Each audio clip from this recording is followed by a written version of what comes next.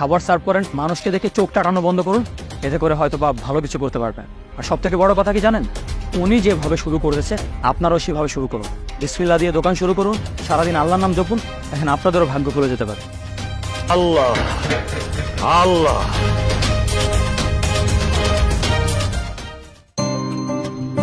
কি ব্যাপার, আপনাদের রেস্টুরেন্টে তো কোনো টেবিল খালি নেই, আমরা কিভাবে খেতে পারি?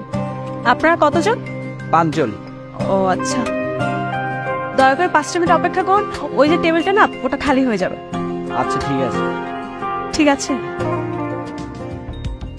এক্সকিউজ মি ম্যাম, আপনার কি মনে হয় আপনার এই ব্যবসার সফলতার কারণ কি?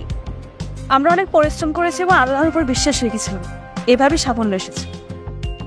স্যার, আপনার কি মনে হয় আপনার এই ব্যবসার সফলতার রহস্যটা কি? আসলে আমরা যখন থেকে অন্যের ভালো চাওয়া শুরু করলাম, তখন থেকে আমাদের নিজেদের সাথে ভালো কিছু হওয়া শুরু করলো। কিন্তু